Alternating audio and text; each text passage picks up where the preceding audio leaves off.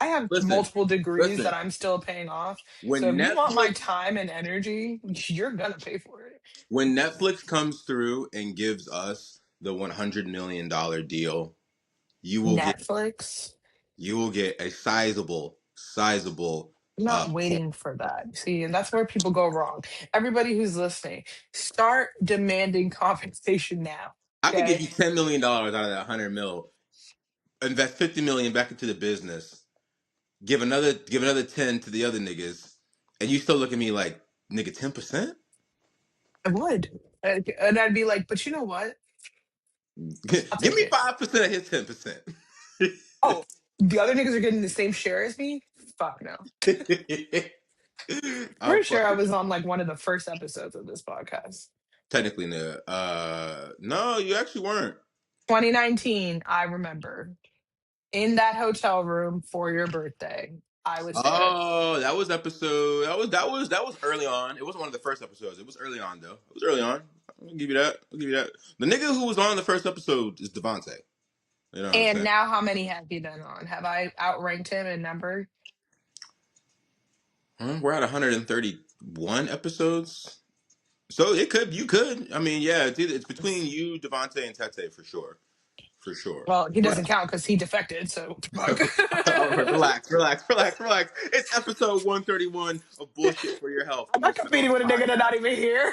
in the fucking world, okay? It doesn't matter if you're on the East Coast of the United States, if you're on the West Coast of the United States. It doesn't matter if you're in Thailand or you're You in don't even Malaysia. got to be in the United States, You don't even got to be in the nigga. United States, okay? Because we are speaking the good truth. We are speaking that gospel for the Black Liberation Army, which is fighting oppression all over the world. But I We're gotta not stress. trying to pretend to be the Black Panthers. Exactly. No one's saying that, but we'll definitely talk about them and their Uh, wonderful legacy of resistance. But all that to say, this is Bullshit for Your Health, episode 131. We got a big episode for you guys. Today, I'm joined by Donica. Devontae should be joining us in the next hour, hopefully, but don't hold me to that. If he doesn't, just hit him in his DMs and tell him he's a lackadaisical employee.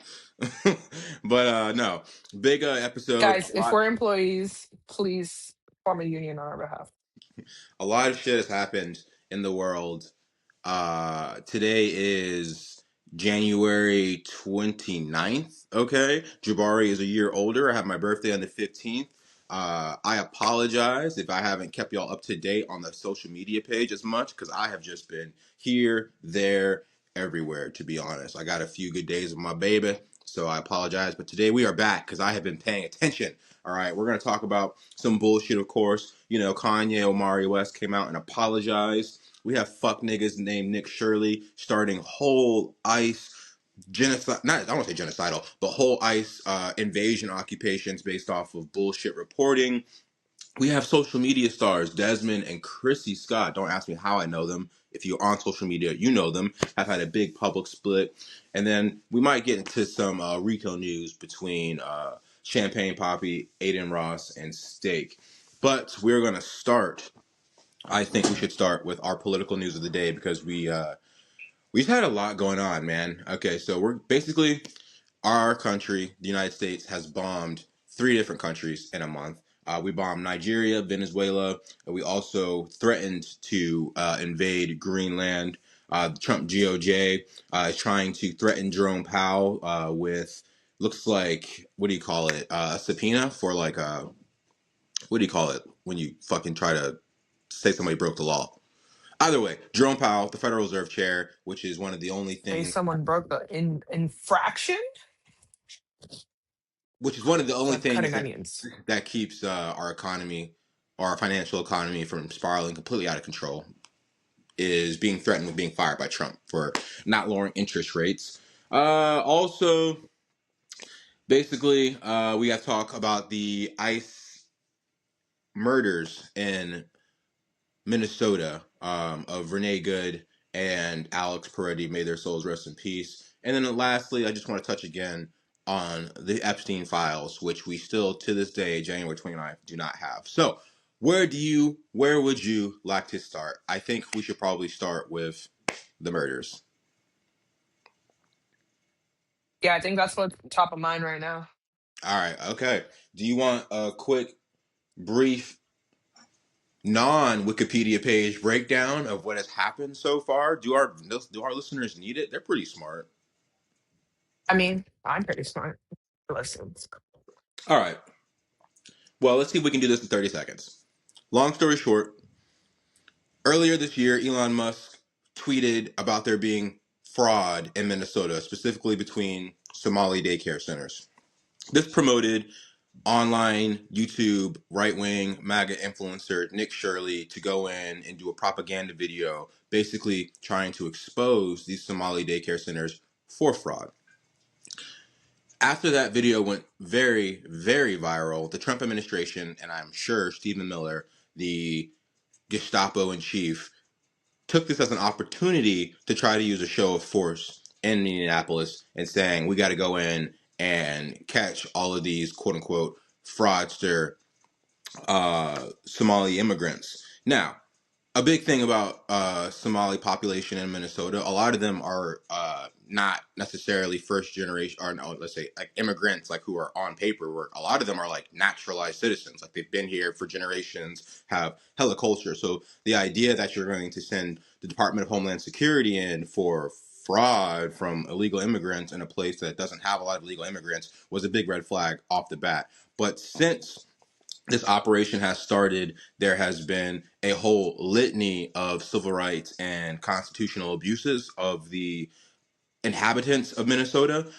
They've been going door to door, no knock raids without warrants, stripping people from their homes. We saw videos of an older Hispanic gentleman who was taking a shower, interrupted by ICE, and then ripped from his home and marched through the snow in an attempt to uh, book this man. We've had multiple stories of ICE agents picking people up. And again, remember, Minnesota is in the dead of winter right now. We just had, I don't want to say it was a historic storm, but in the last in the last few years, one of our worst storms here up in the Northeast.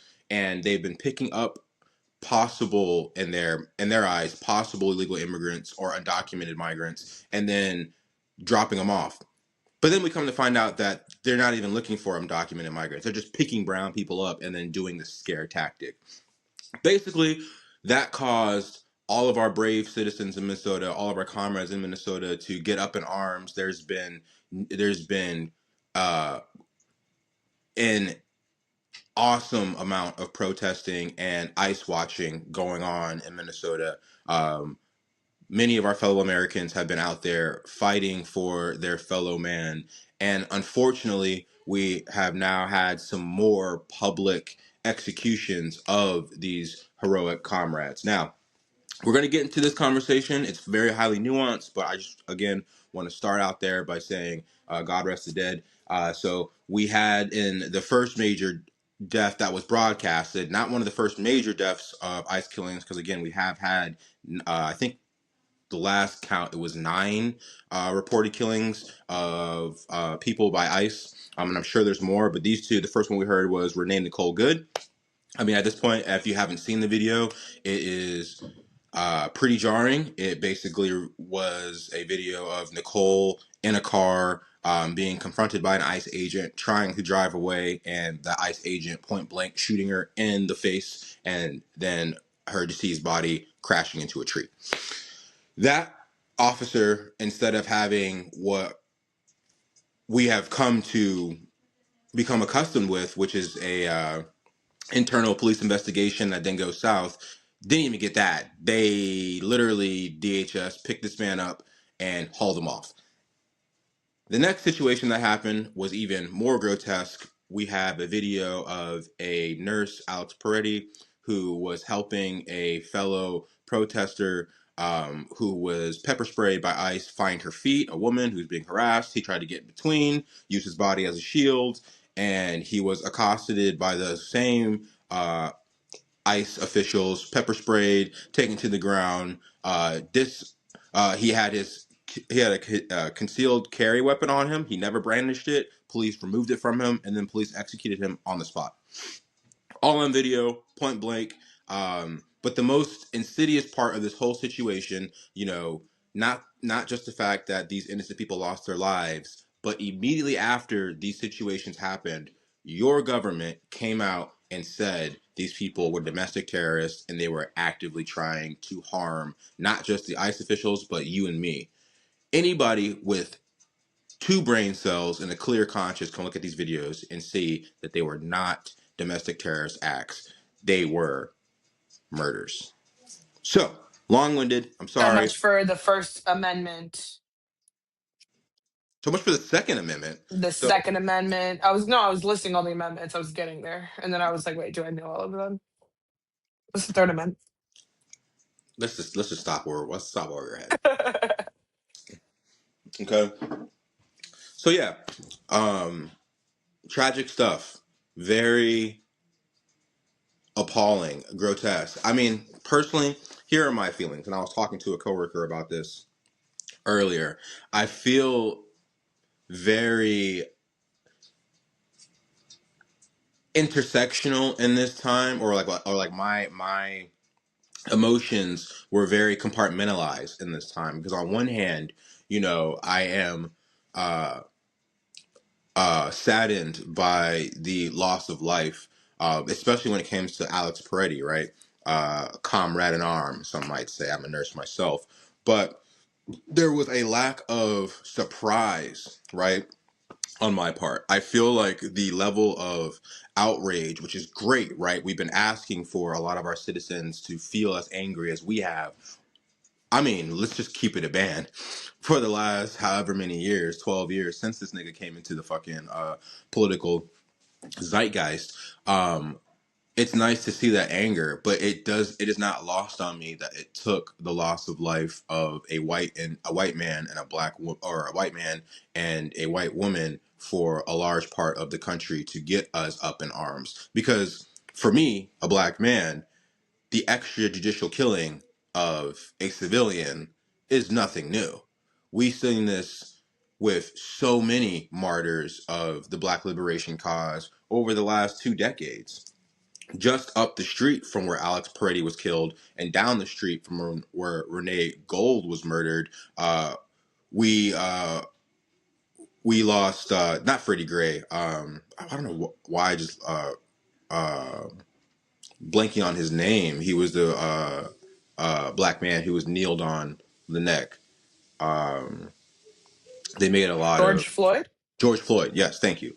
George Floyd was murdered in this same area, relatively speaking, which kicked off the Black Lives Matter movement and really had a huge moment for the movement. I don't know. It really was like it was like two worlds. Like, fuck, this sucks, but damn, like this is just more of the same. When a nigga's gonna wake up? Oh, niggas are waking up. Oh, or niggas only waking up because it's finally happening to like white people. You know what I'm saying? Which brings me back to a conversation that again I had with you earlier. I was talking to a homie back when the Ukraine war and the Ukraine Russia war was starting, and we were kind of on the pod at the time, very hysterical in a similar way that a lot of political pundits were. And the homie basically had to temper our hysteria and say, "What are you guys surprised about? This is just imperialism on white faces. This has been happening since you've been alive, since before you've been alive for centuries, and we know the reasons for it. Get mad about that. Find out how to dismantle the structure of white nationalism and capitalistic oppression, because that's what's causing all this. And this will continue to happen until we hit those sources, right? It's the same thing with this situation right here. If we had handled police brutality way back when, you wouldn't have Alex Peretti dying. You wouldn't have Renee Gold dying. And that's, I think, where I sit in this moment. It's anger, sadness, but also a little bit of this if y'all had woken up sooner, this wouldn't have had to happen. You know what I'm saying? I feel like the thing that's like most disappointing to me in this situation is that, well, let me put it this way. I think that America as a country struggles with the truth. Of course, we know this, Mm-hmm. of its history, so on and so forth. But part of the truth is like, you can't discount people who built the country and also want us to be the, the bodies that are sacrificed in protest, and be the leaders who get killed and shot, and it just be no big deal. But it's interesting, and I really don't know how it's going to play out, to see that, like, now that people who maybe are more relatable to the quote unquote, or we people who were presumably safe, right? Whether that's by occupation, by race, of course, but also by occupation, all these things, like people who others couldn't possibly conceive ever being victims of these things. If now that that's happening, if that actually makes people change, or and what does that change really look like? And I guess that's the question I'm looking for, Yeah. right? Because are you now going to finally listen to Black people, or is it going to look like white people co-opt this as well and try to lead a charge that is, like, it's obviously not your own individual thought or idea. It's something that you've co-opted from Black and brown people. And that's what I find fascinating, because will this actually be change? Will this actually inspire change, Are or you will it going to just be listen now? something? Are you going to Exactly. listen now? I think And who are that's. you I think. and who are you going to listen to? I think that comes up with. Was it last episode or the episode before, where we were talking about apologies, atonement, and action? Apology, action, and atonement, right? And I think this country still struggles with the atonement piece because so many people don't like to feel wrong. And I think what we need right now in this moment for the people who are just now waking up, or what I really hope for in this moment, is that individuals understand that you don't know as much as you thought you did. You know what I'm saying? And that's okay, right? There's always an opportunity for you to be better, but taking heed and knowledge in the understanding that you were so off the mark that it took somebody who looked like you being murdered, who worked in a career that you worked in, being murdered, and for the government to literally have to blatantly, literally, like, not even 24 hours afterwards, say that what you saw with your eyes was a fucking lie, for you to finally wake up and say, hey, maybe all the shit that, like, minorities, Black people, Hispanic people, women, or just other countries have been saying about my country is true. Like, my G, like, you are so late to the party that you got to know and understand your role. And I think um, for different people in the movement, or different people in society, like, that plays a little differently, right? So, for example, if you're just a layman citizen who maybe hasn't even been up to the arena of social media protesting. Because listen, after the Alex Peretti shooting, I did see a whole lot of people I ain't never really seen post about fuck ICE, post about fuck ICE. I've seen some influencers post about fuck ICE, and I was like, oh, okay. We're getting somewhere, clearly. You know what I'm saying? Like, you've been an immigrant this entire fucking time, but, like, okay, like, we're here. Like, I don't want to. And, like, But it's that. but I think something that has a strong correlation, and I obviously can't prove it because I haven't done any like research about it. it. They keep saying that he was a nurse, and I feel like with other people, I've never seen their occupation be broadcasted like this. And Mhm. I think that, when we think about nurses, and it doesn't really matter what the other person's people's occupations were. And actually, I'm lying. There is one other time in which I've seen occupation being broadcasted to this level. Do you remember? Or like, what do you think of?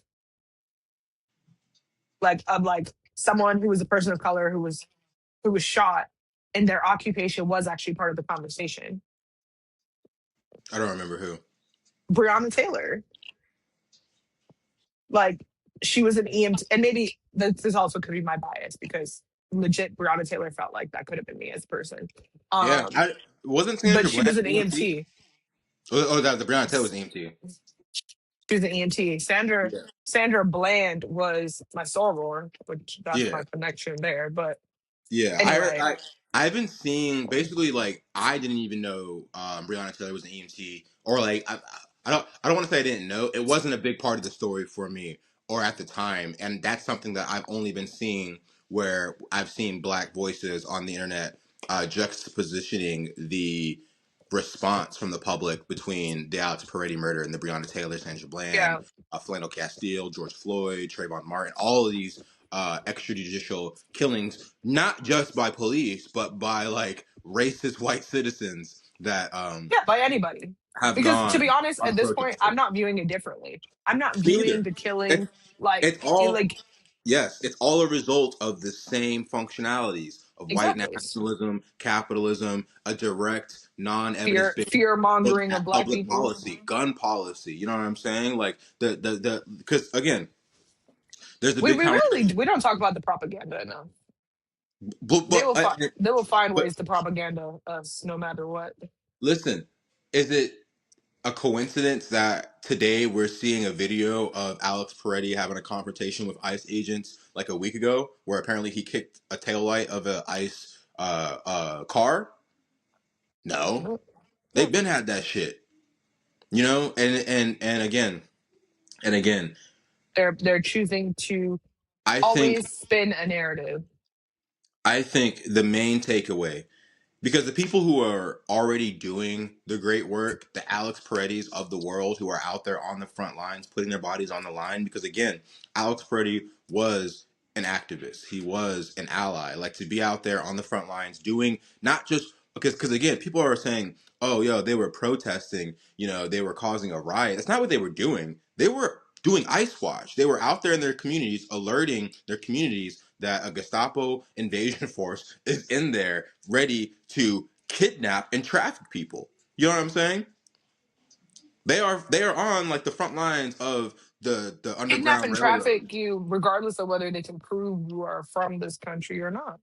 But that's what I'm saying. Like the way that a lot of mainstream media has kind of outlined what Alex Peretti and a lot of the quote unquote protesters in uh, Minnesota are doing is just protesting, like the No Kings Parade. You know what I'm saying? But what I want to do Mhm. is delineate the difference there. Like no, like they're doing activist work. You know what I'm saying? Yeah, they were Alex Peretti actually wasn't just serving saying, their "Yo, community we don't, leaders. That's yeah, really we all don't, it is. we don't want to If keep you have these." neighborhood watch, then what's the difference? Exactly. And what's more noble of a neighborhood watch than making sure 5-year-olds aren't getting kidnapped in your goddamn neighborhood? You know what I'm saying? Because What's again, more noble than protecting the most vulnerable people in your community? Yeah, no, people don't know because they don't. And I'm not gonna hold you. That's what happens when you have a society where people. I mean, you send your family members off to a nursing home to die and never visit them. Like yeah. American culture was built for exactly what's happening right now. Well, yeah, individualization and of responsibility. But again, I just want to very emphasize what this man, Very what this emphasized. woman, shut up. I want to emphasize what this man and what this woman were doing, which was putting their bodies on the line to fight an authoritarian fascistic state. We are seeing video after video. We are hearing story after story of human rights abuses in these concentration camps across our country. There's been videos now of children screaming, lawyers leaving detention centers and children screaming. There's been aerial videos of people in these concentration camps, women, children, and different jumpsuits, very reminiscent of the Holocaust, right? Protesting, wanting to join in with their fellow comrades outside.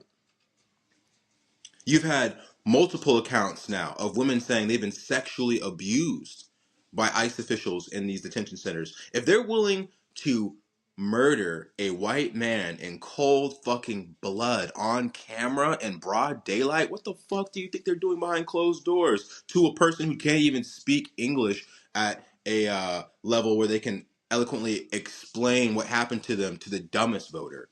You know what I'm saying?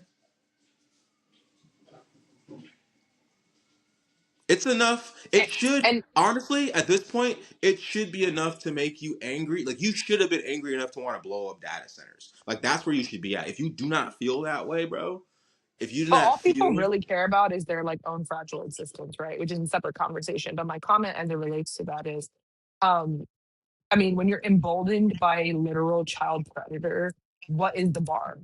Right? These people feel like, oh, like, well, all I'm doing is my job.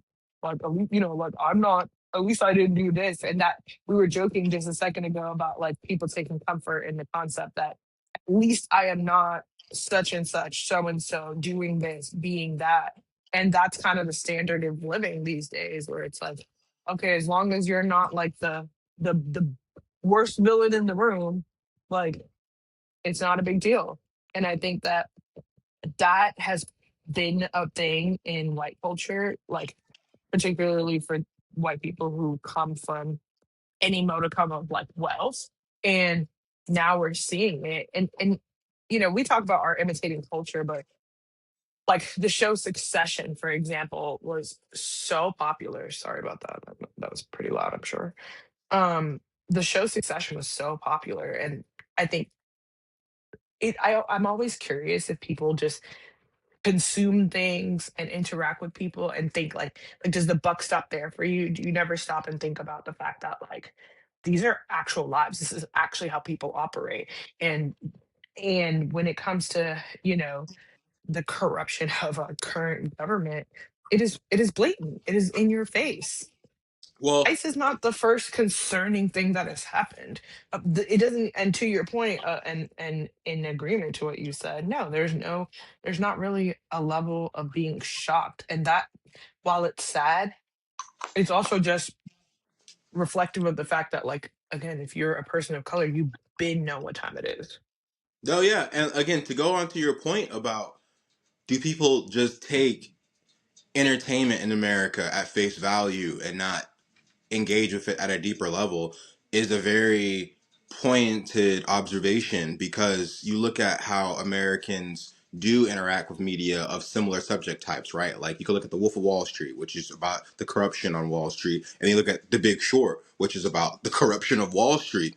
And in both of these movies, still the protagonists of the films are the individuals who are benefiting from the corrupt system.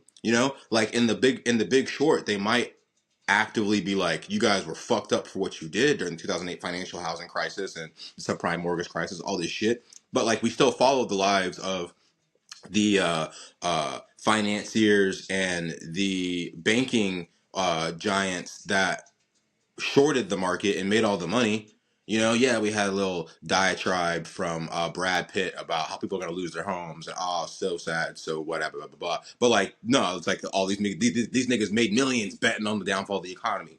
And then you had the Jordan Belfort story with Leonardo DiCaprio and all of the obscene excess and just dopamine fucking shit that nigga did. And that's all you think about. You don't think about the consequences. You're not really made to think about everybody who he fucked over in his life. You're just and at the end it reads as this inspiring comeback story of whatever. You know what I'm saying? It's like American exceptionalism is always positioned at the exploitation of somebody else, but always in the way that it gives hope to who's ever watching that they can be the exploiter, that they will never be the exploited. You know what I'm saying? And I think like that vision of American society is what holds us back a lot of times. Everybody is always thinking that sucks, but it's not going to be me though. You know, I'm and gonna and I get my think bag. to that point, right, like the American dream, as much as it may or may not be a concept to people who like have grown up in America, but for people like me who came to this country with my parents, like I it wasn't a joke. It was like an actual concept that was discussed and planned upon and an actual goal to attain.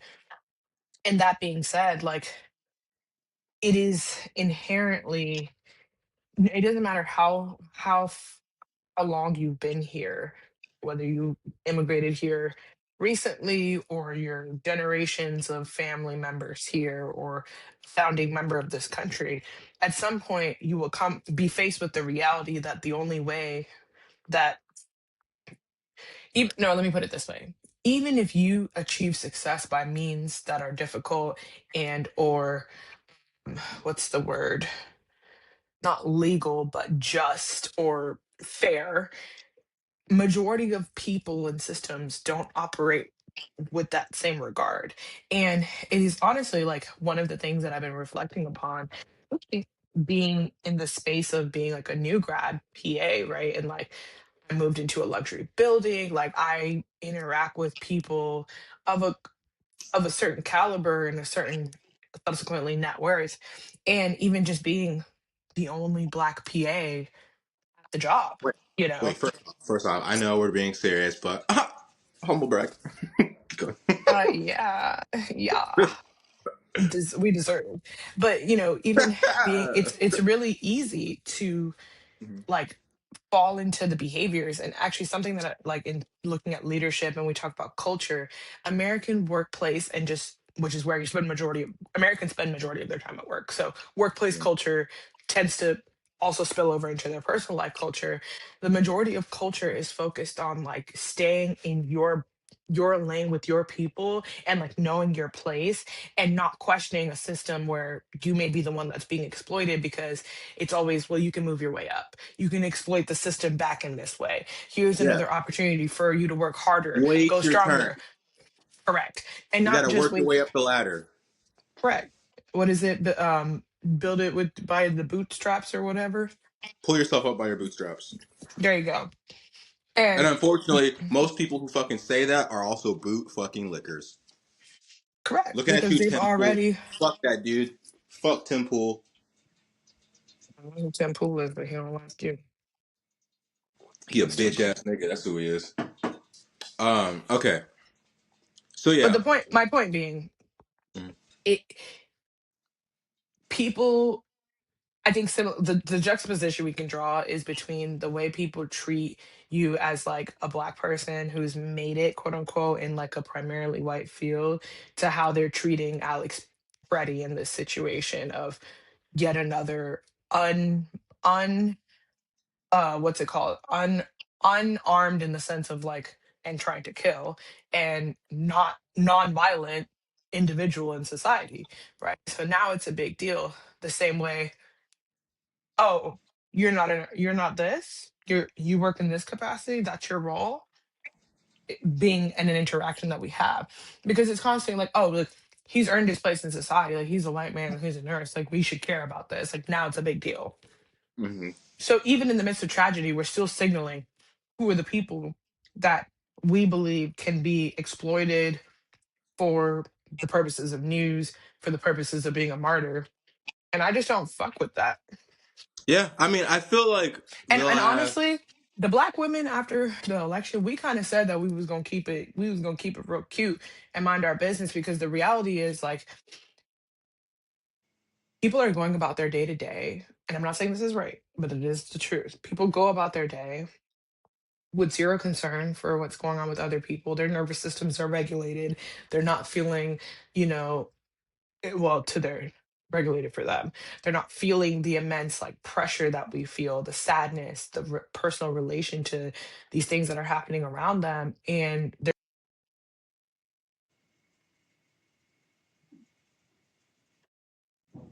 like, and a very American concept is like, yo, don't look over there. Don't worry about that. Like, stay focused.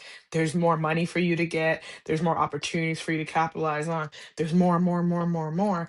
And keeping you distracted and focused on what you can achieve keeps you from ever questioning why you're trying to achieve it or why you exist in a society that requires so much for you to live. Like, Yeah. it No. does not have to be this way. I mean, I think what a lot of Americans are hopefully taking from this moment, who have been silent and are now outraged, are coming to grips with their own lack of moral depth, right?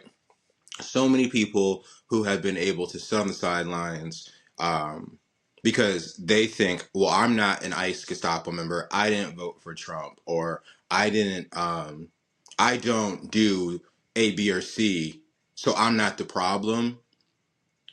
And then have allowed themselves to be anesthetized for the last year, for the last 13 months until this moment, is that you don't have moral depth to you. Because again, if it took somebody that looked like you, worked in the same field as you, or had a modicum of a semblance of the similar life as you for you to give autonomy of rights to that victim, you never had the moral depth to give. You don't have morals. You just are worried about it happening to you. You know, like you don't give a fuck. Simple as that. Yeah, it's fake outrage. No, it's not fake outrage. It's self, Performative. what's the self preservation. That's all it is. You're just worried about yourself. Mm. You know what I'm saying? Because you're Because like, real, now it's you in the really are neighborhood. scared. Now it could be me. Yeah, exactly. What I'm saying is, it should have But I like. still think it's fake outrage because real outrage leads to an action. And even if the action was destructive, it's an action. Well, no, no, You're no, not, no, it's not actual outrage, it's concern. no. The reason why I'm saying it's No, I'm outrage. not disagreeing with you. I'm Okay. just saying it is also not outrage because if you're truly outraged about something, fake or not, you do something. You know what I mean? Outrage leads to an action, typically destructive. Well, yes, you're right. You're correct. You're correct. I'm just saying, basically, I do think people are viscerally feeling what we've been feeling. Shit, let's just be honest, our Yeah. entire lives. It's just um, always having to place the perspective where it needs to be placed. That, like, my nigga, this is not new. You cannot come in here and tell niggas who have been fighting this oppression for years how to do. Because again, right? You get Who's you. telling people how to fight the oppression?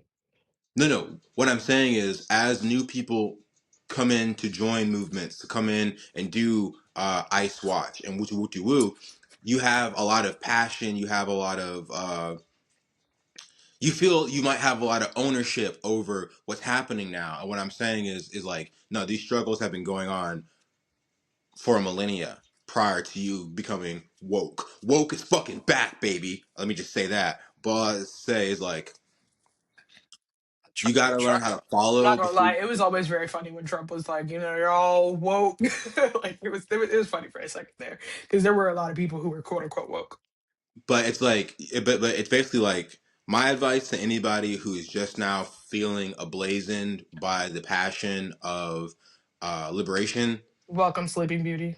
welcome Sleeping Beauty. Take a second, read, listen to the cultural leaders on these topics before you jump out there and do some crazy shit. Just being honest, Do more because listen, listening than talking.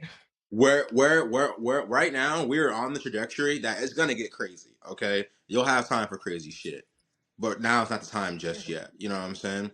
I mean, Um, I'm hoping I that can't. everybody's out here training for, everybody who's focused on high rocks is also prepared for some other than high rocks. But and here's the thing too. I'm currently right now reading Antifa.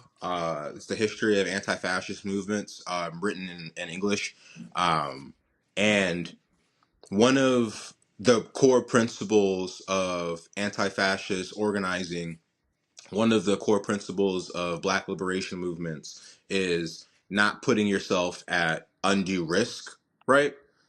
Or putting cadres at undue risk, putting your fellow peers at undue risk. And that's what I mean by this. It's like, if you feel emblazoned, you feel emboldened, join a local DSA chapter. There's multiple What's websites right now, DSA? Democratic Socialists of America, but also who basically Zoran Mamdani, his campaign, the progressive movement. Join Ice Watch. There's literally a website called Ice Watch. I was looking at it today. There's multiple other websites where you can, if you want a more active role, not just if you see something, say something on these apps, but if they spot ICE somewhere, you can pull up on Ice Watch. You can exert your First Amendment right to to civil disobedience. You know what I'm saying? It doesn't mean go out there and necessarily cause confusion.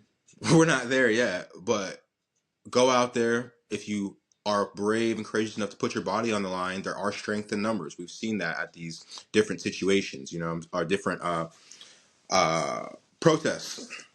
But that's one of my goals is to try to get out there when I'm off.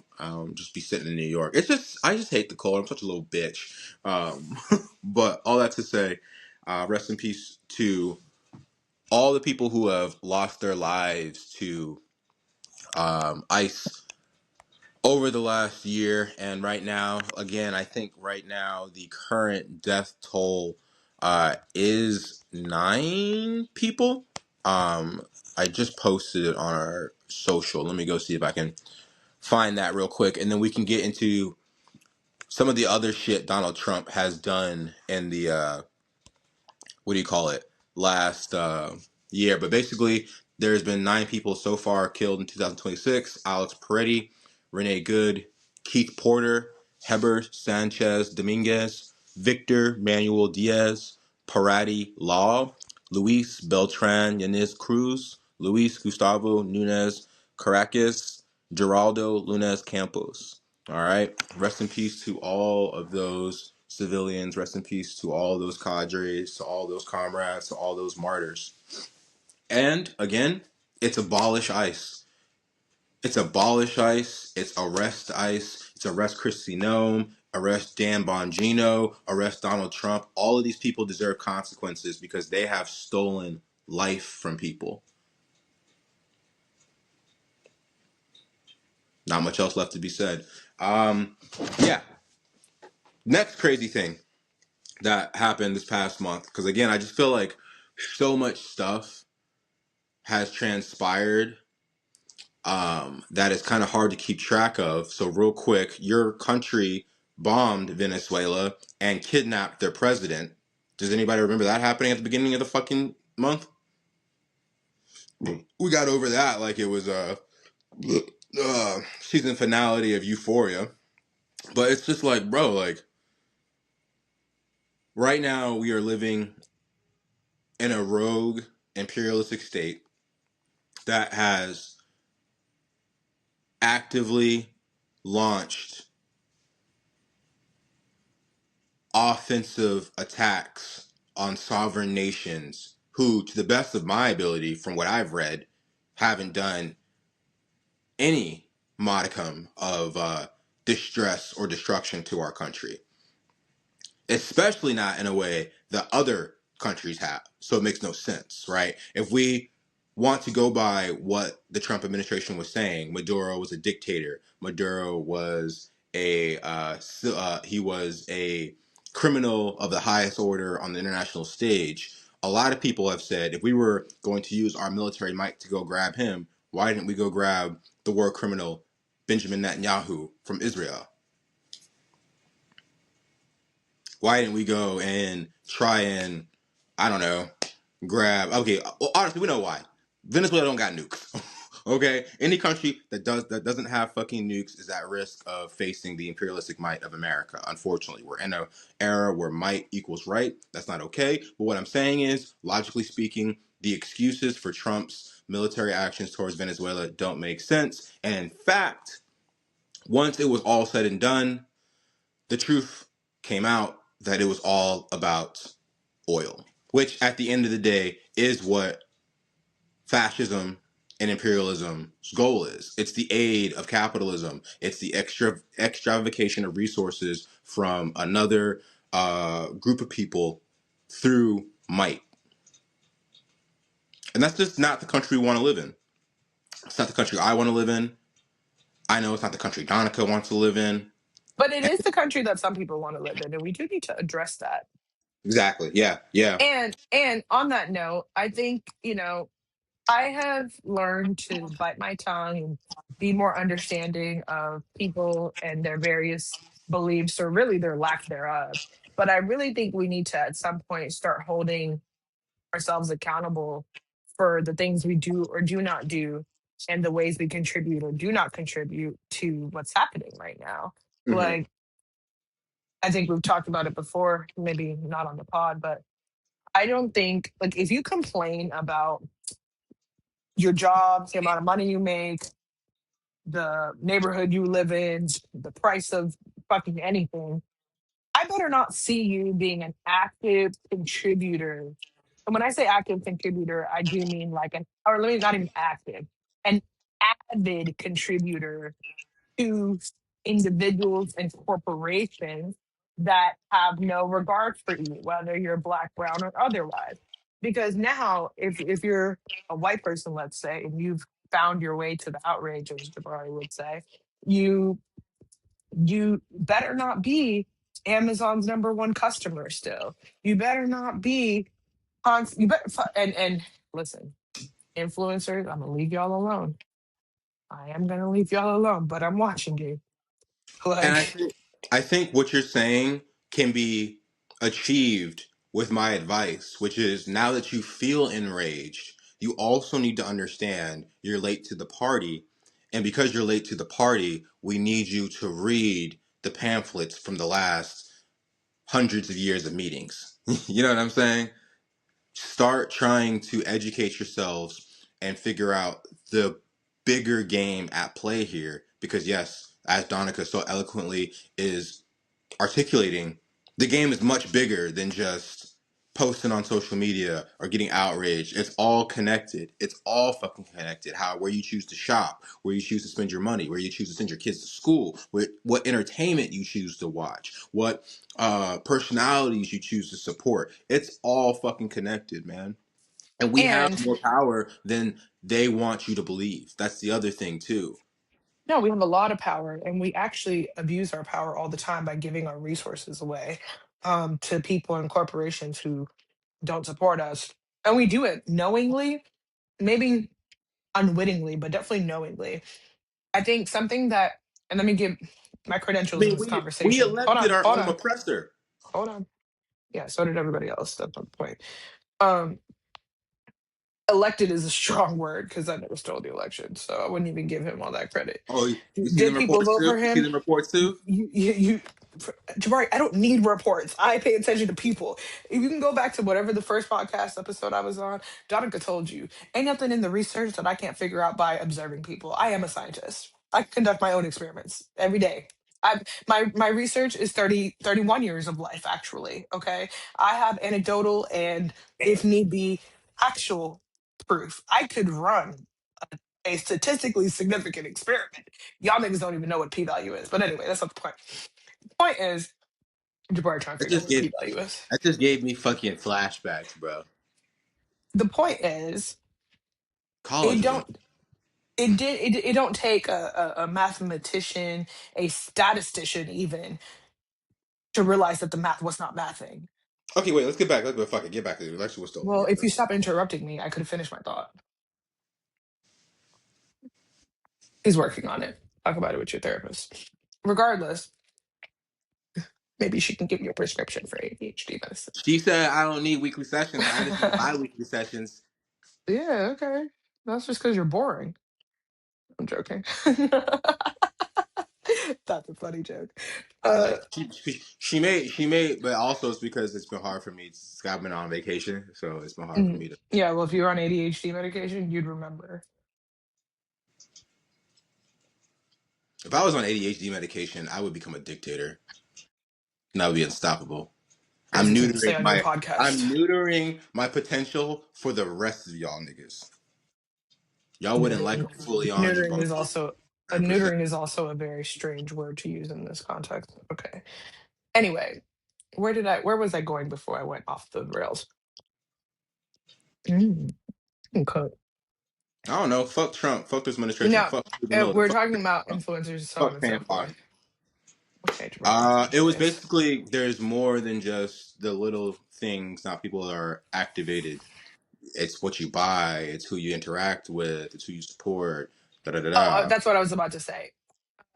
My credentials in the conversation before I make the statement is that yes, I'm an American by way of I've lived here for majority of my life, but I also have majority of my family and a lot of my friends have they're also immigrated to America or exist outside of America. And the if you're an American who is either not well traveled or well exposed because you like to travel to like all the places where other Americans go, you would maybe have not come across the phenomenon that like a lot of foreign people don't like Americans. And if you've ever been curious and never thought about why, it's because the general consensus is that Americans are very careless and thoughtless people and rude. And Americans thrive on, like, American culture thrives on niceties, which is not something that like other cultures necessarily care for. What they do care for is, do you walk past an elderly person on the street who's struggling and like offer them a hand? You know what I mean? Like those type of like real world like you're part of community based things. And so knowing that that's part of the narrative that exists for about Americans out there, America, country you live in, exploits that narrative in and of itself by continually pushing marketing that is very individual, that is very justified in some way or another. And the fact is, the lack of, I mean, the critical thinking skills and desire is so low. Most Americans are stuck on the hamster wheel of burnout to the point where they can't even recognize that, you know what, it's like, no, like I can create the capacity to do XYZ and the third. Like try to convince somebody that they have the time to go pick up their goods rather than ordering it on Amazon. You're not going to. They're like, oh, I have this, I have work, I have whatever, whatever. Society continues to create quote unquote solutions, but what you never realize is the solution begets the problem. Like you wouldn't need that solution if the problem didn't exist. And the majority of people who benefit from most from being American and the way America operates have no issue and have no concern with you, the average American, blocking it, much less doing something about it. Yeah. Again, I think one of the biggest takeaways from this past month of Trump administration unconstitutional actions is everything this country has told you about how this country works, how this country moves, what it represents was fictitious to some level, and then additionally can be malleable and molded still to some level and however we want it to be. I think that's the beauty of Americanism, right? That's the beauty of being an American. Uh, it is the multicultural melting pot aspect, the malleable aspect of America where we can transform infinitesimally into something better or worse. We've done it throughout our young history. And I hope in this situation, more people are waking up to their role in that change, right? You can either be, unfortunately, an ignorant, silent cog of the imperialistic, capitalistic machine, or you can be a vocal, right now, minority, but hopefully majority towards a change to a more empathetic, decolonial, socialistic country. We have the potential for both great good and great evil. Right now, we are seeing a lot of evil, a lot of great evil based off of a lot of thought patterns that we, at least were taught, have been eradicated. Now, again, if you are a part of a marginalized group in America, I'm not speaking to y'all. We know what's been up. But again, for a lot of people, they've been able, because of all these comforts Donica has just described, been able to delude themselves that we were past that, or we had evolved to this great society that no longer struggled with these things, when it has never been further from the case. So again, right now our country is committing hell of atrocities that I don't really know what happens from here. You know, most political theorists don't know what happens from here. All they do know is that niggas have been what's the word? Um I lost my train of thought. It's Radicalized, influenced. yeah, what was I saying? I read your message and I fucking lost my exact train of thought. Fuck. I But wasn't basically, talking to you on purpose. See what you need, the ADHD medication. no, yeah, listen. Nosy Like when ass I tell you, nigga. when I tell you, it took 2 seconds for every word in my brain to just go down the toilet. But yeah, so basically what I'm trying to say is that shit's fucked up right now. I really don't know where it's gonna go. I do feel like it's gonna get a lot worse because a lot of different financial things, because of the imperialism Trump's trying to do with Greenland, uh, is are happening. People are fleeing the dollar.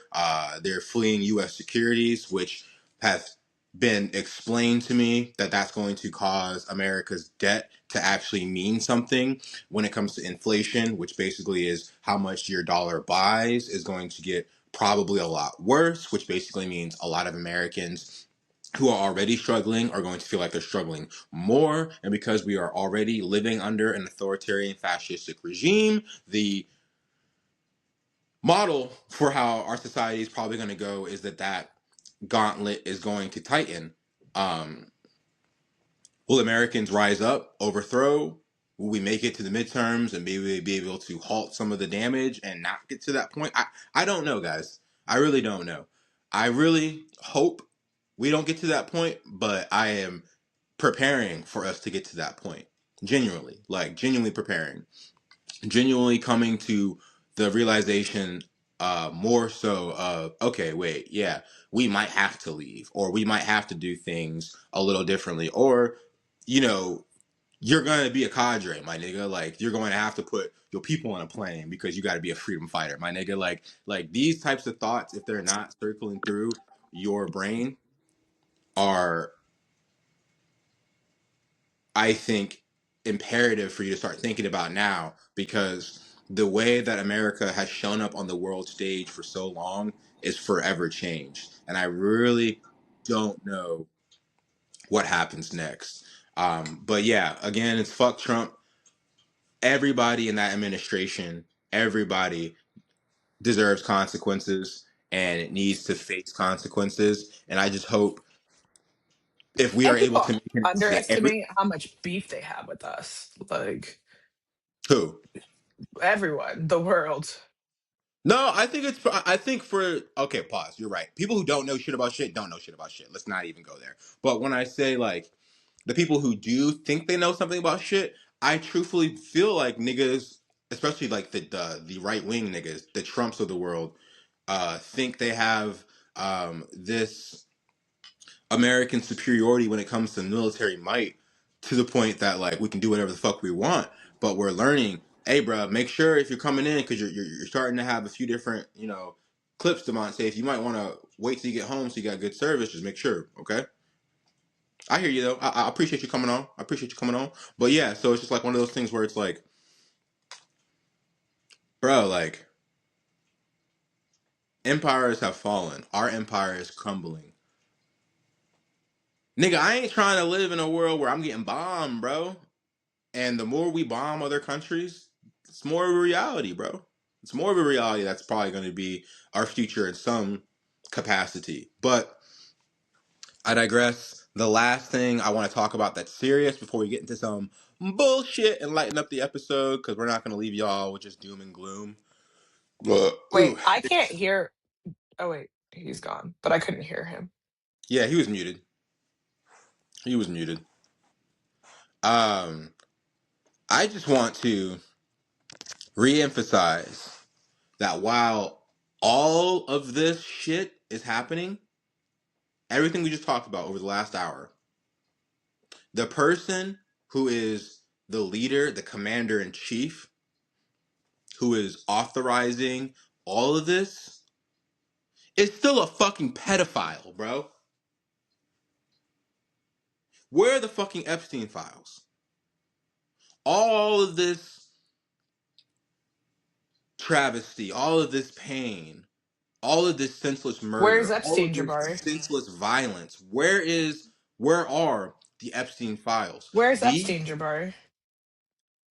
Listen, I don't give a fuck. I don't No, give a no, where's fuck. Epstein? I'm asking. Apparently dead. I don't know. Okay, Like, well, that's I where don't. the files are. No. Listen, I don't give a fuck about conspiracy theories on that sense. They have the files. They are slowly but surely trying to redact them.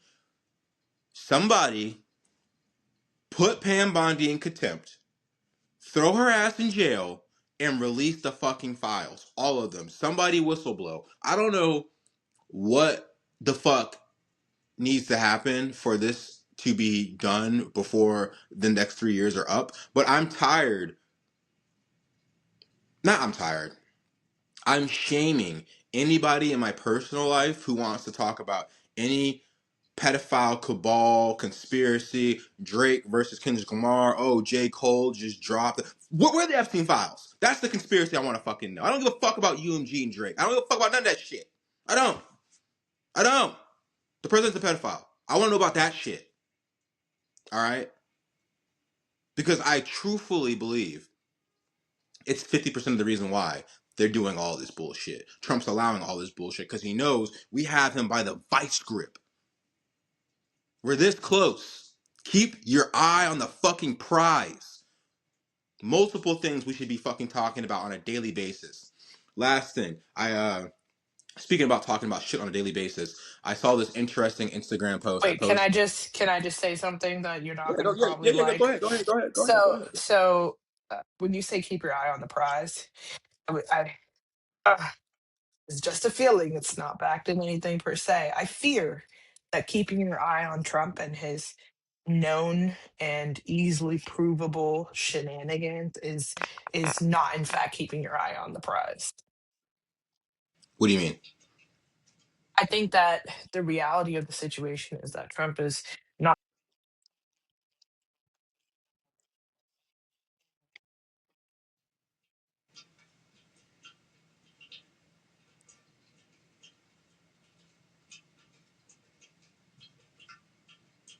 Hello?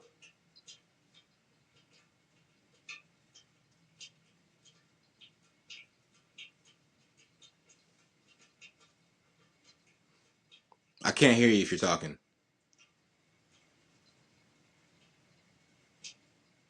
Damn. Did her shit cut off?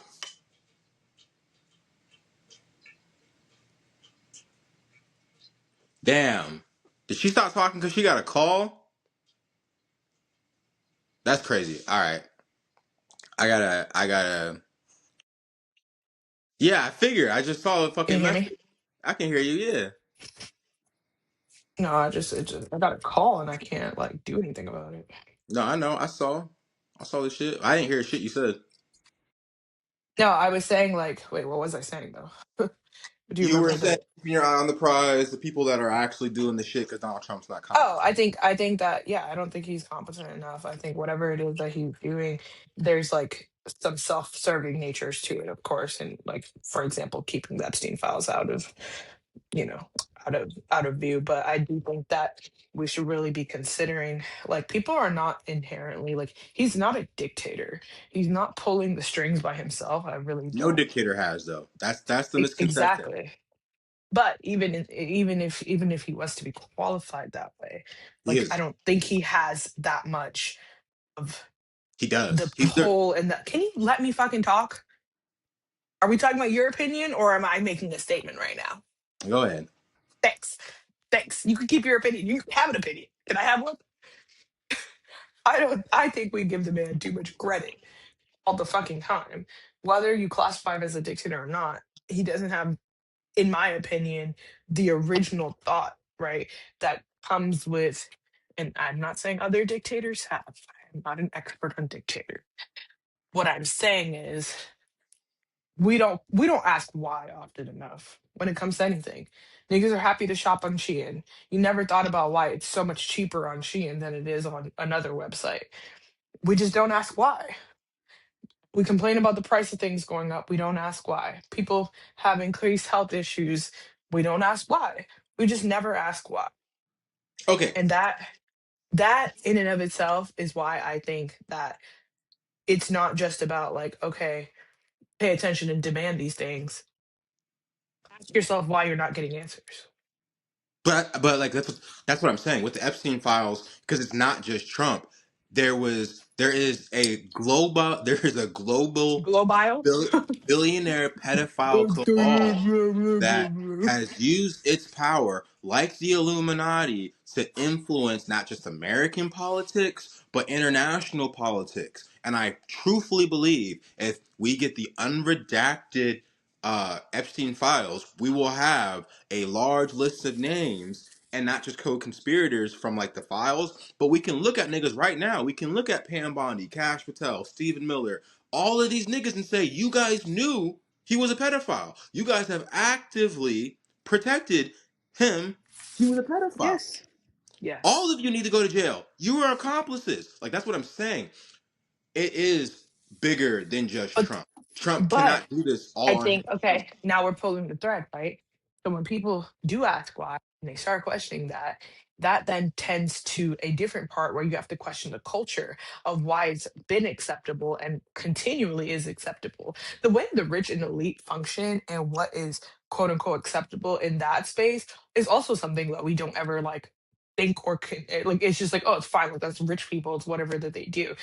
The whys don't matter is what I'm saying to people. People don't ask why because they don't care why. And that's the part that I'm constantly, if you go back, I'm constantly being like, how do you get people to give a shit? Because I think What do you mean by the people don't care why they're doing what they're doing?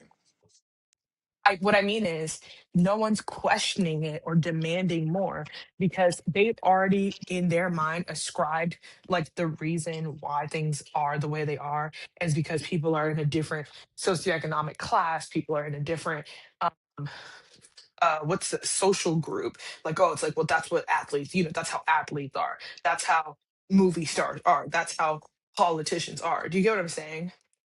Like the structure of society in Yes, yes and America no. Yes and no. The is only reason why and more than America, just like kind of globally I guess even. okay, hold on. I hear what you're saying. Like there is a tendency for Americans to ascribe a level of what is it called when you do freaky shit? A level of what?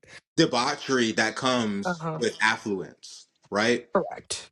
I'm not talking about that though, because there's difference between, again, I'm not saying it's wrong, I'm not saying it's correct, but there is a difference between you like becoming an NBA player and going to the strip club and throwing $20,000 in a night, and you flying to an island and fucking 13-year-olds. I'm just Sure, saying, but like, there's do a you fucking know the difference. difference though? Like, do those people? There is no difference for the people that are in that space, and we Okay, continue yeah, to no, see no, no, that. but listen. Yes, people in There's the a Trump difference space, difference for for sure. you because you're a regular individual. No, it'd be different. It'd be the same even if I had hella money. Like the second niggas start No, talking about I'm we're I'm fucking not saying 13-year-olds, that. what the fuck are No, we talking about? sure, that's you as an individual, but what I'm talking about is people as a whole. And this is something that like it's a concept that you fail to sometimes understand. Just because as much as you think Is this that what why is are you this the same interrupting me? argument that Devontae made about niggas don't give a fuck about pedophilia because a lot of niggas are pedophiles? Because that's what we're talking about. Okay, I hear you, but what I'm saying is No, I'm simply saying people don't care about a lot of different things because they've already decided it's not even about whether they do it or not. Even if you're not a pedophile, they've determined it's not. It is the norm for that space, even if they're not in that space. okay. Well, You fuck those never people. see. Fuck those people. I Okay, don't. I'm not but talking about you those people. can't. Those people are fucking stupid. What are we talking I don't about? know The why same you're people. why are you getting so worked up? Because I guess what I'm trying to do right now is say that where I'm at, people who I listen to, people who are doing investigative journalism on these topics, they are asking the questions. If you're an individual who is sucked on the teat of American capitalism so much that you don't understand why having the president of the United States being linked to one of the most prolific pedophiles of our lifetimes, and that's not a problem. Cool. You are check his laptop. Like you are the problem. You might be a pedophile yourself. Like what are we talking about? You know what I'm saying? Like I just like I think where I'm at with it, and it's slowly I'm starting to see it become more mainstream.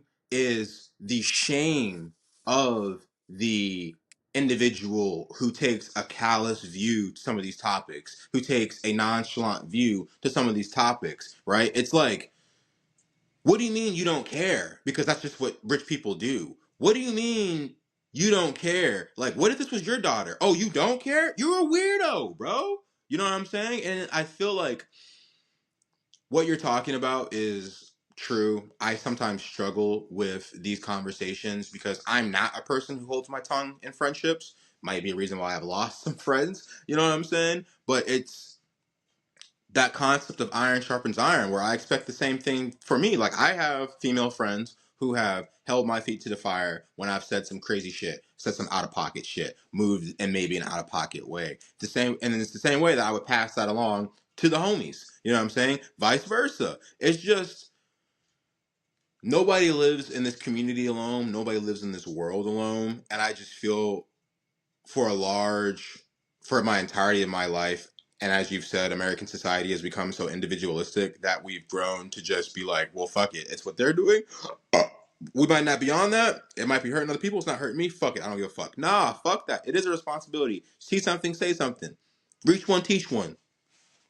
Pedophiles are bad. And it's even worse when they have the big red But button. don't you also understand that having those thoughts and those feelings is ultimately a part of the reason, outside of, the systemic oppression and the various other things that have happened? It's one of the reasons why white society continues to take issue with Black people, because despite trying to create a system and structure that makes you lose hope for pretty much everything, Black people still, right? Like, still I rise, like, still I have community, still I insert whatever it is here. And that is always going to be part of the reason why there's going to be a separation for until there's more, I guess, of a homogeny, if that happens.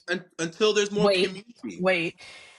But also, I think is going to be something that continues to be, an issue, and why people can't follow Black people in the sense of like trusting their leadership and following the example that they've set. Like, it's everything. Oh no, listen. When America understands that the cure for its illness will come from the marginalized communities that they have persecuted and pushed to the side since the beginning, we'll be a much better place. There's a reason why, regardless of all of his human rights, international, whatever happened, Barack Obama is still one of the best presidents we've ever had. You know? Point blank simple. There's a reason why. Niggas half black. Let's just be honest. It is what it is. Half of his identity was not going to let him be worse than the other fucking 43 niggas that came before him. Was he 44? He's 44, He's right? 40. Listen, don't have me lying. Yeah. Either way. So, I hear you, friend. I hear you. I guess, and this is where I'll leave off of this political conversation because it does go into this. But it was a interesting article I saw on Instagram written by Vox, which basically says your friends are still acting like everything is normal in America. What do you do? All Americans live in a dual state now. Here's what that means and how to help others. And basically, it describes the phenomenon of living under an authoritarian or fascistic rule and how, unfortunately, it can feel very normal, right? If, as the walls of authoritarianism close in, the closer you are to the center of the room, the more normal you can be until the walls close in on you, right? You can continue going to work. You can continue taking your kids to school. You can continue seeing the new movie as long as you keep your head down and don't do anything, quote unquote, wrong towards the dear leader until we reach the level of authoritarianism that it will affect you regardless. You know what I'm saying? And where we're at right now is living in a state of normative fascism where, yeah, if you don't live in Minnesota, if you're not a brown or black person, if you're not an immigrant, you could literally be in fucking, who knows, Glendale, California, and possibly not, well, maybe Glendale's bad because they have a big Hispanic population too, but you get what I'm saying? Like, you could live in some flyover state in America and not give a fuck about what's going on until it gets to the point where they kill a white American citizen with a gun, and now you can say, oh shit, that could be me. But then still, what are some conservatives doing to try to give you that 6 feet of separation? Why were you carrying a gun at a protest? Even though Kyle Rittenhouse has been a fucking conservative leader for all these years. But yeah, don't let this be normal. This is not normal. I talk about it with everybody I know. I'm talking coworkers. I'm talking loved ones. I'm talking my mother. I'm talking if I had a child, I talk about it with them. You know what I'm saying? In a productive way. If they had questions, I would answer them. I'm not just gonna bring the devils of the world upon my children like that. But if they had questions because they're on social media, I would be talking about it with them. We're not gonna defeat this by acting like it's not happening. Simple as that, man. Woke is back. That's the title of the episode.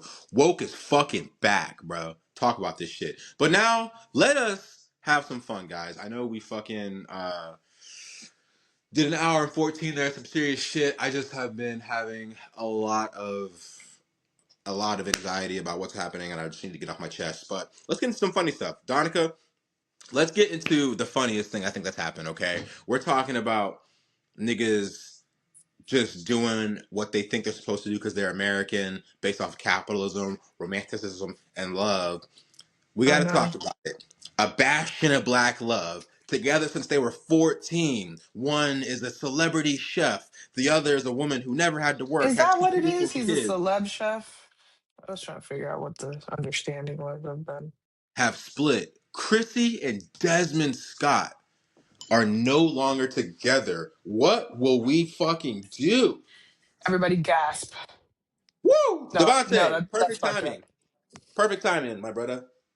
Uh-huh. Perfect timing. We're about to start talking about the pinnacle of black love breaking up on the internet.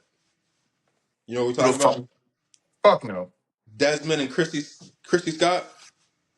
I love them niggas. I don't follow the internet. Don't fuck about them niggas. All right. What are your overall thoughts, Donica? Have you been paying attention to their videos since they've been separate? Yeah, I mean, oh yes, more so since they've been separated, since being forcibly shoved down my fucking throat. Um,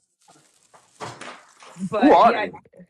so basically, they're just an influencer couple that their whole shtick was like the husband is like chilling, cooking, doing whatever, and the wife is like kind of like crazy and would pop up on him in a crazy outfit or try on a new pair of heels and Wait, do should we do backflips it? in it.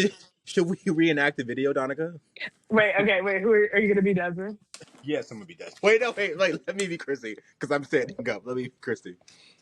Okay, I'm Desmond. All Okay, right, you guys, be Christy. I Go. just bought these new Louboutin heels. Let's see if we can do a flip in them.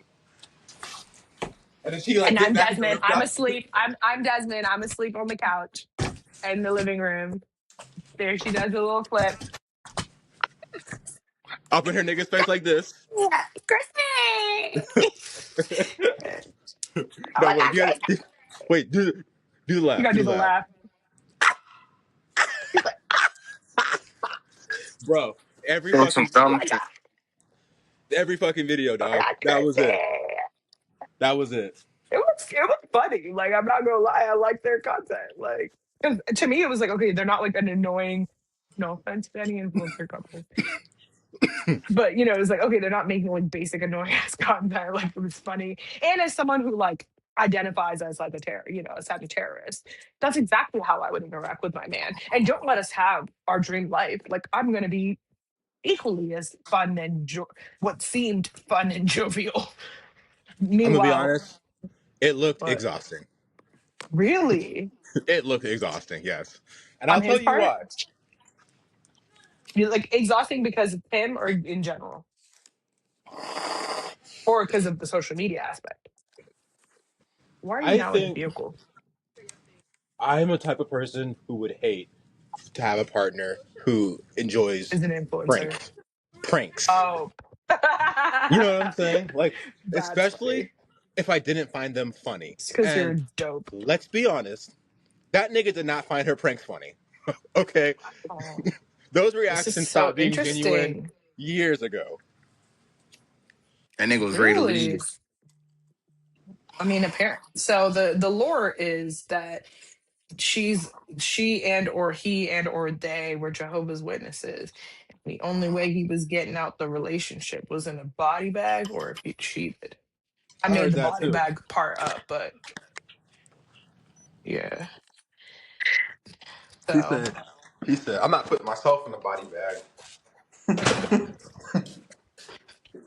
but I will catch a body to get out of this bad relationship. yeah. Sorry, And I that means mean, homework. he's yeah. You should just keep the jokes to yourself till you've previewed them in a non-public format. Regardless, I have noted like kept up with their individual like posts since then, and it's just kind of sad.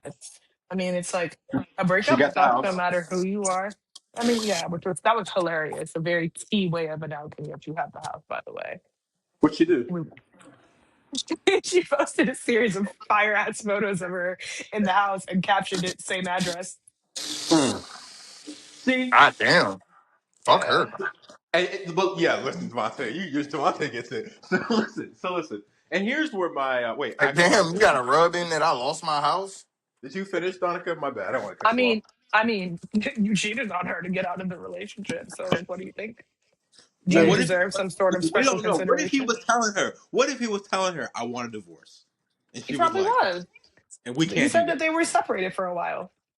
She I The left the think, nigga no choice, bro. I think no sometimes, choice but to cheat is crazy. fuck yeah. Because I've literally Fuck have a yeah, it's colleague. also crazy. No, fuck yeah. I have a colleague that's like, yo, I want a divorce. And the motherfucker's like, nah, I'm good. Like, Because bro, again, I you worked have with to a you have to sign the papers. You can't force them to sign the papers. it's like it's like a long drawn out process if they refuse to sign and a lot more court dates.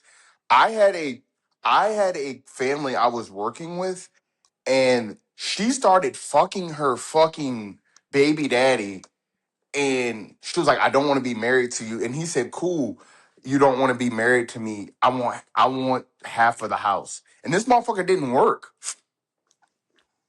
So she was Like like, she yeah, wanted to damn. sell it and take half the money. He wanted her to put the equity, take the equity out the home and buy him. And he had never paid a mortgage payment on it. He was like, so motherfucker's like, damn, I might as well just do me and stay married to this motherfucker because he's gonna take everything I worked for.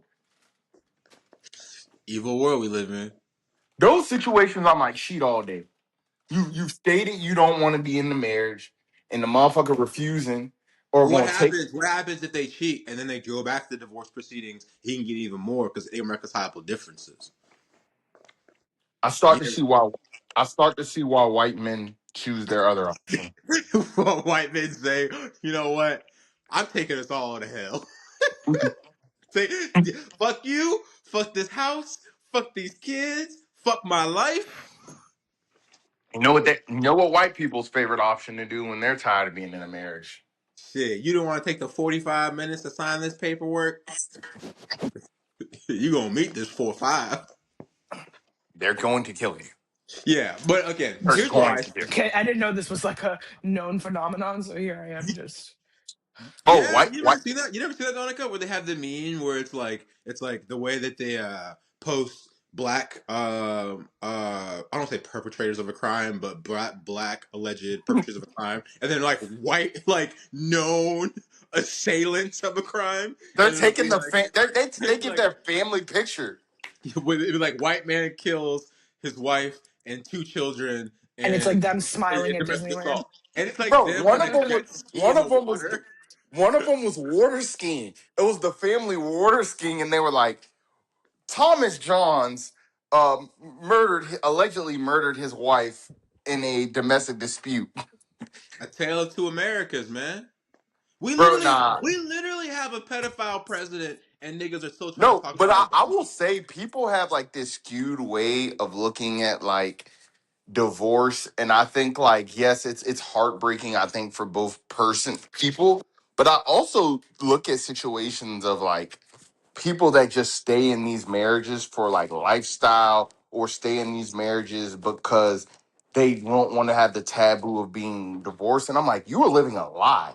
Like I was talking to a coworker and it's like there are women that she knows are like, I will live with this man cheating on me just to accommodate a certain lifestyle that I want to live. And it's like that shit like it means going outside. Yeah, to you, Because you can't because bitch you got about girls, this. because you You got can't girls. bitch. Well, as my friend said, you can't bitch about the cheating. Let him cheat in peace. Once you confronted him, he told you what it was. You accepted to stay. Hey, as the preacher said, this pastor I saw on Instagram said his wife used to pack his bag for when he would go cheating. He said before he gave his life to God, she would pack his bag and Bro, she would iron the his shirt. disgust on Donica's face was hilarious. But no, Shawty said, God anointed, what did she say? God anointed me to deal with that. So she said, yeah, I would iron his shirt, ask him what his plans for his side bitch was. I think I saw that video, bro. But I no, think My we all mama, saw that goofy ass video, my, and I think you're getting a little lost in the sauce, which is fine because you're wading your way through things and figuring it out. So we'll let you be a little lost in the sauce for now. what do you, like, like, do you think I was lost in the sauce or was she lost in the sauce? Now, I think you might have been sipping the Kool-Aid just now. The way you were talking about it sounded like you were glorifying it a little too much. No, no, well, no. I well, know, if no, if I'm he with, lets you know what it is, well, then fuck it, just go ahead. It's all good. It's open this no, no, nigga, no, season. no. Like, I wait, mean, what? but Donica, what this is the nigga other said, option? Donica, What, this nigga said, but my joke is if you choose to stay in a When relationship you and choose you, a picture, when you choose a thumbnail, zoom in, screen capture my face, and zoom in of me being like, "I beg your finest fucking pardon." but what would you tell a woman that's choosing that knows he's cheating, but she doesn't want to leave because of the lifestyle I'm gonna to have one keep her? conversation with I my don't have to homegirl. tell. I'm gonna have Jabari, one Jabari can conversation with actually my homegirl. Jabari can probably actually even tell you what I would say because I probably have nothing to say. If you're the Yeah, type of person to do some shit like that, you Thank we you. not Okay, friends because I ain't okay, with I none of like this that. I bullshit. will say Yeah, that. I will say that you are already where you want to be. You made your decision. so look, Now, we either don't go into your complain. house right now to pack a bag, to grab the jewelry, to get what we need to get, or I don't want to hear about this shit no more. I like y'all's 32. y'all Bitch, what you talking about? y'all telling nothing but the God honest truth. But listen, back to the conversation at hand. Desmond and Kristy Scott, okay? Because we really don't know all of the ins and outs of their relationship. All I would like to say is this is why personally, if I ever find any modicum of fame, I do like the fact that my partner is kind of arm's length with social media. I feel like there is a lot of stress that having your relationship online can do or can have on a relationship. Because could you imagine, Devontae, getting in an argument with your girl, you guys are fighting, and then literally 30 minutes later, she's saying, but hey, we got to make this content of us doing this dance video so that we can, so I can keep my algorithm going or whatnot. Could you imagine? And like she expects you to be happy in the video. She expects you to what do you call it? Um fuck. Like she expects you basically to like fake the emotions you're currently feeling. And fuck. I lost my train of thought. Shit, everybody fucking shit. Incoming calls. Bro, all of these niggas are fucking up right now. Shit. How are we supposed to get through the fun section of this podcast without niggas doing what they need to do? Hold up, let me text these niggas real quick.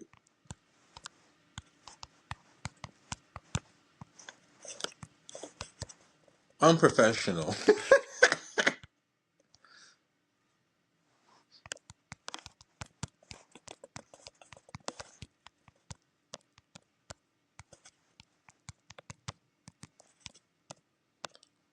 Jeez.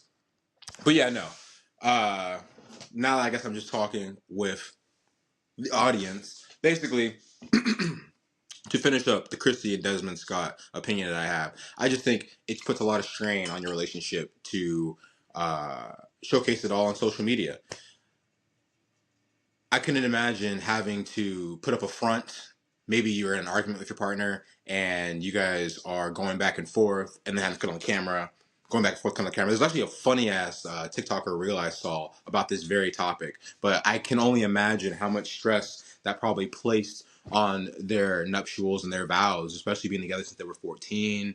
You know, both of them being pretty attractive individuals. I could see it being difficult to maintain a level of intimacy when you have that spotlight on you, even though it's not like they were on reality TV. But either way, what else we got on this shit? And then we're going to get out of here pretty quick. Oh, okay.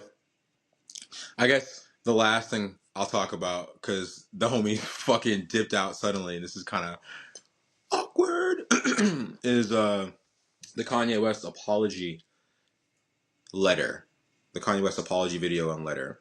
I guess for those of you who know me, know Kanye's my one. I basically am very militant with my listening habits when it comes to artists. If an artist basically gets convicted of violence against women or violence against a minor, it's kind of a no-go for me immediately. Like, I was a big R. Kelly fan growing up. The second all that shit happened with R. Kelly, boom.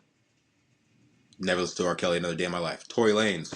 I was a pretty modest fan of Tory Lanez. Meg Stallion shooting comes out, he gets convicted, boom, no more.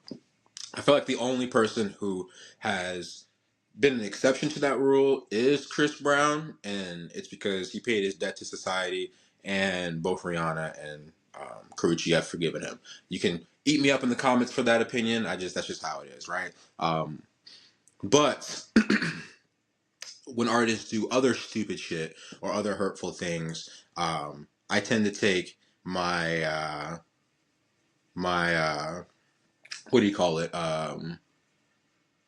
Due diligence? No, I tend to take a little bit more time making my decision about that. Have to weigh their art versus what they did and how it matters to me. And Kanye West is one of those people, man. Kanye West has struggled with his mental health now for the last decade. In a very hurtful way for a lot of different marginalized groups, Jewish Americans, Jewish people, Black Americans, Black people, but specifically Black Americans. And it has culminated, I think, in the last 2 years of Kanye West kind of fading in his relevancy, and being relevant, how relevant he is. Shit. And it's been sad to see, say the least. You know, a very talented man. He's birthed, it seems, talented kids. Northwest is out here putting out crazy beats. It would have been nice to see a world where Kanye could have aged gracefully, been a champion for some of the causes that he spoke about on his earlier albums, and maybe, you know, he got a little bit more debaucherous and all that, but he just never became a actual villain towards some of the causes he spoke about early on in his career. Well, all I have to say, we might be getting Kanye back. We might not be having Ye anymore, because he did release a full page apology. He bought an ad in a what was it, Vogue? Hold up, let me Google to let y'all know. Cause you apology letter. Vanity Fair. So yeah, he took out a page ad in Vanity Fair and basically did a full blown apology where he apologized not just to Jewish Americans but to Black Americans and everybody as a whole for everything he did. One of the reasons why I like this apology was that he didn't necessarily ask for forgiveness. He didn't discount anybody who might have given up on him at this point, and he said he's not looking for sympathy. He just wants to state where his mindset is at, and I think that is a very good first step. We talked about apologies and atonement on the last few episodes. I think he did the first step. Now it's time for Kanye to really show and prove. An apology isn't just enough. We need to see you become a champion again of marginalized voices. I would love to see Kanye back in the church, but not in an exploitative manner. Maybe more in a distributive manner. But again, it's not for me to say what Kanye should do. It's just simply for me to say he's one of my ones, and it was nice to see him step in a healthy direction, especially at a time when forces he helped usher in are implementing their final stages, and you still see plenty of celebrities who are interacting, if not making money for or with this regime. Zendaya's stylist just got in trouble for some shit like that. But yeah, actually, to go off on that further, I've now started to see a few different celebrities and different Hello? artistic mediums try to walk back some of their support of the Trump regime. Andrew Schultz came out on his most recent Flagrant podcast and uh, talked about how disgusting the murders in Minnesota were. My And bad. This guy I work with, he called, and then the man, he going through some. I mean, it's sad he going through some real medical stuff, and he just wanted to let me know he was going through some medical stuff. He lost a leg. nah, it's okay. There's going to be like 10 minutes on this pod where it looks like I have a fucking schizophrenic episode, but I think I was pulling it through. I'm just finishing up my thoughts on Kanye's apology and how a lot of other social media celebrities and celebrities in general are kind of walking back their Trump support. And basically, Hey, me too. all I would like to see, is a heartfelt apology and an atonement. A lot of these people are in a special class of society where they're not facing a lot of risk, you know, and because of that, I would like to see people use their special class to aid the movement. You know, you have a platform, speak on shit. You have money, donate this shit. You have a body, put it on the line, bro. Yeah, my baby brother just went to a. My baby brother just went to a something in DC protest. Uh huh. My mama got mad. She talking about going out there just to get killed. I said, people got to die in the revolution.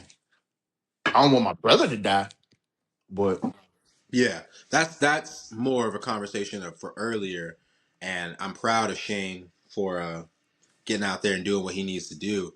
But I'm specifically talking about the niggas who in large Ain't part your got. brother your twin, nigga?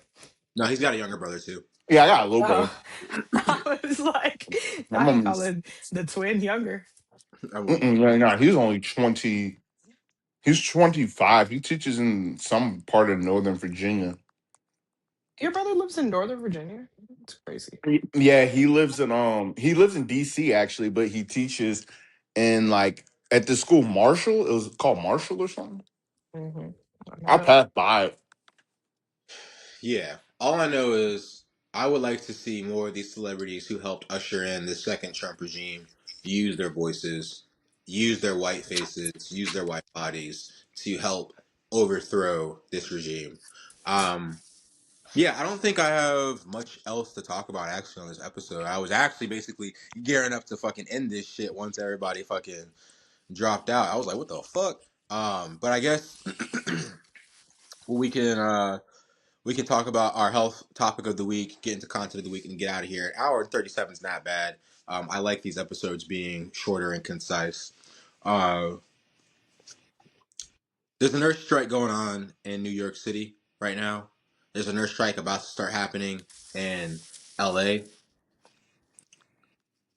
What do y'all believe is the role of healthcare providers when strikes and boycotts come around? Because we're supposed to have a national boycott tomorrow on the 30th, which basically, or a national worker strike.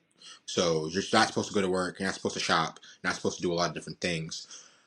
The fact that we work in careers that are life and death, how do you guys feel when it comes to striking or when it comes to boycotting? Have you participated in it yourselves? Have you been hesitant?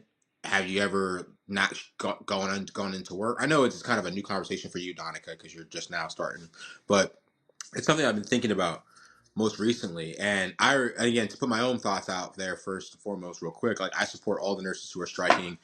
Our healthcare system is in tatters from where it should be, and I do believe one of the fixes is making sure our healthcare workers are paid, effectively staffed, and have the protections against violence that they deserve. Um, But when it comes to like participating in a boycott, I support everybody, but I also feel like it almost would be wrong for me to call out and not take care of patients because I'm a Here's worker. here's my 2 cents. I do think patients need care. I think that organizations have enough backups that they'll figure it out. Like you got to make them feel it. And for people who are genuinely dying, that's fine. And I mean, yeah, I mean, I think it's different from. I probably wouldn't call out of a shift, but I probably would spend my other time not on shift doing that. Hmm. But I also agree. feel like realistically, like I said before, I have done enough for people who have the privilege in this country and who can literally afford to miss a day of work because you're married and your money doesn't even actually pay any of the bills or whatever. Like it's not a big deal. You go protest. You go and do those things because ultimately this country has shown me as a dark skinned black woman that what I need is not important. So I may as well let the people whose needs they do respond to be the ones who make the sacrifices because so far it has not served me much. And that's not to be pessimistic, but it's also to be realistic. Like I don't have a backup plan. You know what I mean? So I Hmm. do feel like I have to be mindful of that. And I will never forget. I wanted to say this earlier and I forgot about it. But Jabari, you remember the white girl that I used to be friends with. And during the George Floyd murder and that summer and protests and all the other stuff that was going on, Shorty offered to pick me up from protests, not to come and protest with me, not to protest herself, but to come and get me. And that has never not stuck in my mind because she, to me, is like the epitome of white privilege. And the fact Was that that the she, nasty joint you was friends with? Yeah, she was. She no, had like 75 bodies. Yeah, she was getting tossed around. no, that's what y'all was saying about her. I mean, Hey, I not don't. like as the full description, but that was a highlight. Mhm. I forgot she You used know to be what I'm saying? promiscuous. That Like, is damn, interesting how white like women do that. Like they Yeah, go from white promiscuous to being Ellen. housewives. Yeah, it's crazy. Like they get That's away wait, with it. wild, bro. wait, pause, Bro, pause. I felt Meanwhile, wild. you go out and niggas be like, "Oh, you outside, nigga? Shut the fuck up." No, listen. I think the thing that's also was wild about White her men have no problem marrying a whore. is that like you can At kind of all. see They it. prefer it. You could see the emptiness I in like her that. eyes. You know what I'm saying? You can see the what? The emptiness in her eyes. It was like you would meet her and then you would get the lore and you'd be like, oh shit, yeah, that tracks.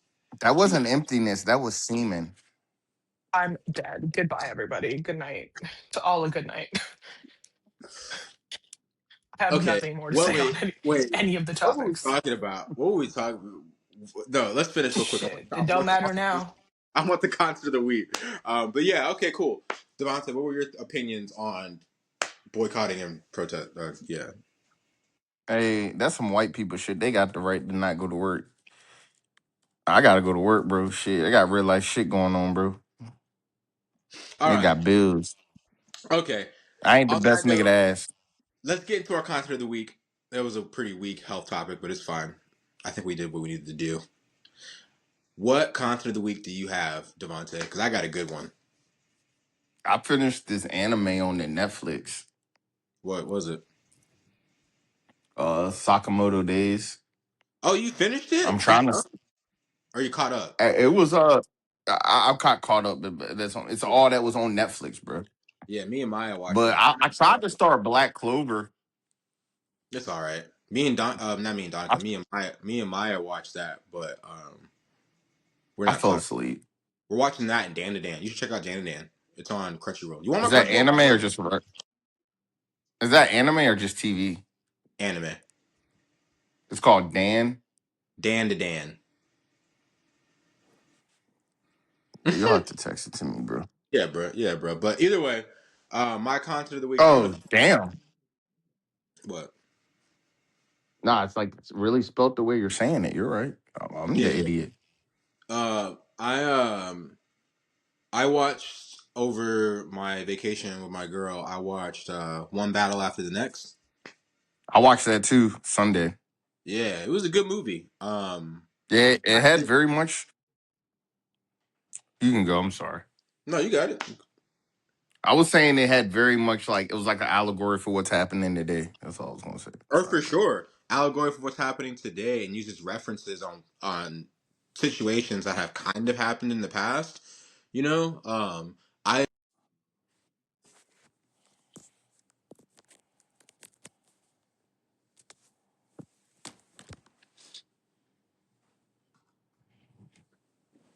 Uh,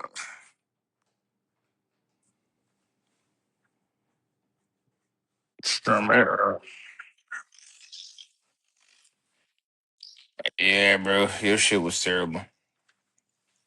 yeah, basically it was because somebody just called me. Fuck that shit. But either way, I really I'm enjoyed the confused. acting and one battle after another. I also felt like you, like the story was appropriate for what's happening right now, and I think it's a good entryway for all the individuals who me and Donica were talking about who just now feel the rage that we've been feeling after For the sure. Peretti and Renee Good murders. For people, Yeah, bro. This dude the other week, bro, me and him, I felt like I was ready to, went home because I felt like I was going to tweak on him because I was like, so it was a little bar was like, had a shirt that said like, fuck ice. And I was like, I don't want to buy that shirt. I don't like how it looked. mm, And he was like, what, you support ice? I said, damn, nigga, I just don't like how his shirt looked. And it was like, I was like, I said, for real, I said, my opinion, this ice shit is just, for a lot of people, just something popular. Just like Black Lives Matter was. I said, white people bandwagon political shit. And he was like, nah, that's not true. yeah, okay. There, you got to have more nuance than what you're saying. I agree with you, but what Nah, I will nah, say, nah. I feel like, no, what I'm saying is, what you said, a lot of people ain't awake to what's going on in the world because until something big happen. I feel like sometimes white people, when they say they so-called liberals, they'll bandwagon, but they don't really understand the struggle. They ain't real allies. They just say, oh, that shit look wrong. So they say fuck ICE. They say Black Lives Matter instead of really understanding the struggle of individuals. They don't want to have those conversations, understand how a fucking white I don't know if you follow this, a NICU nurse in Henrico. yeah, it was breaking the black babies, 9 of them. What I'm saying is Yeah, this: and she, you are touching on what we emphasized earlier on in this episode, yeah, I'm where sorry, I'm late. people who are radicalized after these most recent shootings in Minnesota, Renee Good and Alex Peretti, And be it's cognizant that your radicalization has come very, very late. Not and just for what the atrocities the Trump administration has done just this term, but for the last 400 years of the history of this country. facts. That's what I'm saying. The extrajudicial killing of citizens, innocent civilians, is nothing new to the black community. It is, in fact, what sparked the Black Lives Matter protests because they killed a black man in the very same city that these two individuals were killed. And like I George said, in my Floyd was opinion, they murdered just up the in street Minnesota. from Alex Peretti and Renee Good. So And to yes, keep it bro, 100, I in my think opinion, I, you I go cat. I agree with what you're saying wholeheartedly. I just think sometimes for the people who are not as initiated through life as we are, if we want to bring them into the fold, we have to find I don't say we. I don't think we have to. This is you. You have to find a better way of talking if you want to bring them into the fold. If you are For like sure. me or Donica or you, bro, who are, at some points it's like, bro, like I live it. I don't need to hear what the fuck you're talking about right now. Me wearing a fuck ice shirt right now is not really gonna do shit. If you want to go with me and go on an ice watch, better. You know what I'm saying? But again, if you were a real revolutionary, you would understand that wearing a fuck ice shirt to an ice watch would just give away your position. It might not be the most smart guerrilla tactic. We're speaking two different languages. But all I have to say, back to the content of the week, I think One Battle After the Next is a great movie to give your friend who might have just now became radicalized. But Uh, with the added commentary, because you know me, I was being annoying as fuck with Maya in the bed. I was like, bro, like this shit isn't even fiction. Like they do mm-mm. this shit. They've done this shit. Yeah, I Like like Benicio del. I can't pronounce his name. Benicio del Toro. Yeah, he is hilarious. He Sensei! was Sensei!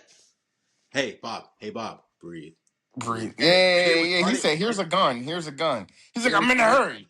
And it Bob, was funny. relax. And it was funny because at that point when he goes to meet him after the abduction happened, and Maya literally was like, I don't like his character. I don't know. Like he's giving me. He could be an op, and I was like, no, he's just a reflection of like the reality of where they're in. My nigga, shit's happening. You can look at it two different ways. You can freak the fuck out, like Leonardo DiCaprio's character, and move with a level of haste and a level of clumsiness that's going to get you caught the fuck up and arrested, or you can be like Benicio del Toro's character, You could be calm. sensitive.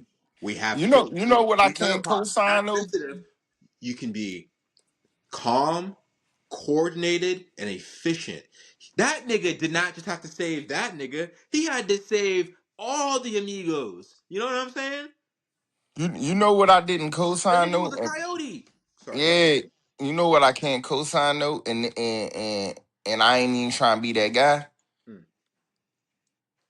I can't say Tiana Taylor's like I was hoping like when I was like, damn, she getting all this award nomination. I just felt short souled because the shit was so short. Yeah, You know what I'm saying? yeah, because she's not really in the movie. Fuck no. I I also was like, think what the fuck? I was like, I what the fuck? She also in there for like 25 minutes, if that.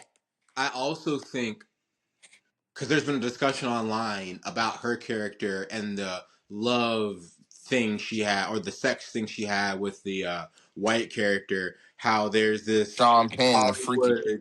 Hollywood underlying message trying to be sent that most liberation movements are infiltrated or betrayed by a interracial love interest between the oppressed and the oppressor, and that's how most of these organizations fall, by no faults of the government or the state, but because the people who were leading them weren't disciplined enough. Please, please, please, please, please go pick up a book, because I was basically talking to Maya about this. I was like, this shit has happened, because I just remember last year I just read the autobiographies of Angela Davis and Assata Shakur. And I don't know about you, but while I was watching the movie, I had like suspense. Like it was a good movie. Like I felt like it was filmed very well. Like the music was good, so I was feeling that suspense throughout multiple scenes. And I told her, I was like, there's a chapter in the Angela Davis autobiography where she Yeah, is on the run from the FBI after the Soledad ghetto brothers parents. trial murders, or courthouse shooting, that she was being hunted by the FBI, and that whole chapter reads like the movie. Even at the end of the chapter, where the niggas pop out on her in the fucking apartment and snatch her up, type shit. Like they do this shit. They do this level of surveillance. They do this level of black bagging. They do this shit. This is not hyperbole, bro. This is our fascist government, our authoritarian government. And so again, Bro, real I really quickly, like people don't believe me when I say I don't really trust the government, bro. yeah. And also too, again, very good movie, but I shit you not, Assata Shakur was not fucking the oppressor. Tell you right the fuck now. But Bro, I yeah, be on some like, bro, I be paranoid of the government. I be believing real shit, bro. But maybe I'm crazy. I believe me and my friend were talking about how big pharma, but that's another topic. But yeah, the movie was really good. The movie was really good. It yeah, was yeah. We're and gonna it get out. didn't seem long. We're gonna get out of here, guys. But again, this is bullshit for your health. You know the fucking vibes. Keep boycotting. Oh, fuck. You know the fucking vibes. This is bullshit for your health. Episode 131. We love you for listening. We're gonna leave you with this. Keep boycotting Tesla. Fuck Elon Musk. Abolish ICE. Tax millionaires. Outlaw billionaires. Fox News is far right propaganda, and healthcare should be free. We love y'all. Please like, subscribe, comment. We're trying to get to 1,000 subscribers on YouTube this year, okay? So be sharing it with everybody. I don't give a fuck if it's your mama, your grandmama, your baby mama, your side chick. Give them the subscription. Let them subscribe. We love y'all. Fight the power. There's strength in numbers. Big booty Fuck Latinas. the regime. What did you say? I said big booty Latinas. No, what you should have said was Viva la Revolution! Viva la Revolution! Yeah.